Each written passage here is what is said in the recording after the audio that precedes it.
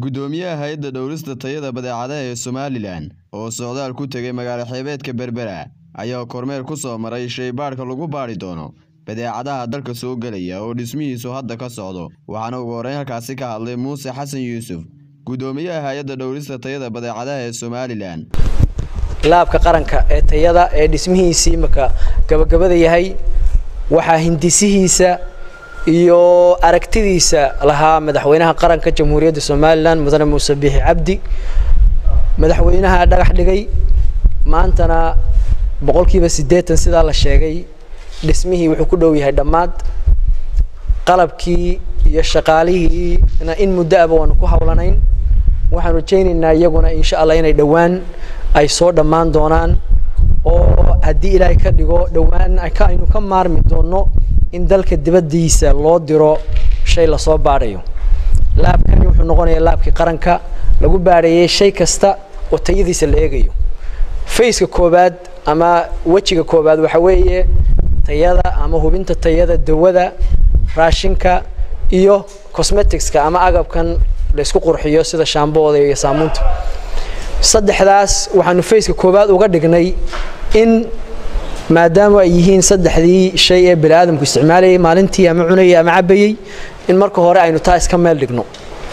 waxa kale oo iyadana halkan in muddo ah shaqaynaysay oo hay'addu ay shaqadeedii iyo roolkeedii ka qaadanaysay laabka weyn ee shidaalka oo laabkaas oo standard fiican oo international ah muxuu ahaa ku shaqeeya waxaan rajaynaynaa laabkan inuu noqonayo insha Allah laabkii ugu horeeyay ee Jamhuuriyadda Somaliland hela international standard ama waxaan loo yiraahdo ISO khaasatan ISO 17025 oo ah code-ka ama international registration-ka loogu talagalay lab kasta oo tayo leh oo caalamka ka jirta waxaan u shaqaynaynaa waa ujeedkaygu waa danta guud ee qaranka si ummadeenu ay u hesho cunto tayo leh dawo tayo leh iyo cosmetics tayo leh oo laga kantaroolo qof walba bari ka maalin marka halkan la dhigo qof kasto ganacsada oo waxaan ka ganacsanaya runtii waxa iman doonta markabka halkaas soo istaaga marka waxa uu sido test laga qaado ee la yiraahdo wax dadka iyo dalka anfacaya maaha inuu hadaba si ogaado in la celin doono oo reject wax la yiraahdo lagu sameeyo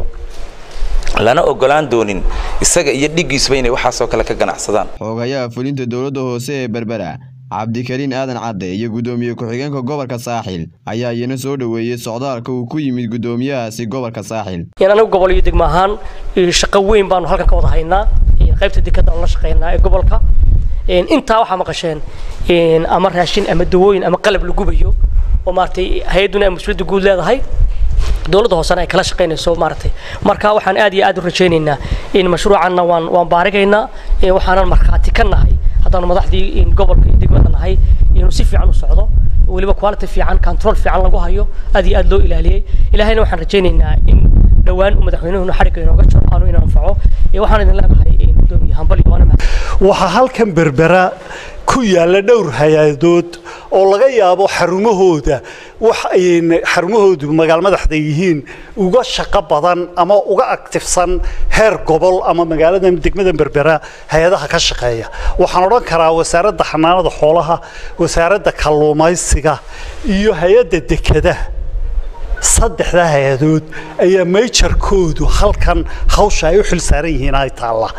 waxaan isleeyahay tawaxaba ka importansan ee shaqada ay haysaa marka maamul ahaan laga tago inay tahay hay'adda dhawrista tayada maadaama oo dhuuntii wax kasta oo ina soo gelaya ama dalkeena barta ugu shaysa iyo dalalkaynu jaarka nahay iyo kuwa inaga sii fogba waxa gelaya waxay naga baxaya iyo waxayna soo gelayaaba halkii ay ka soo galayeen ay tahay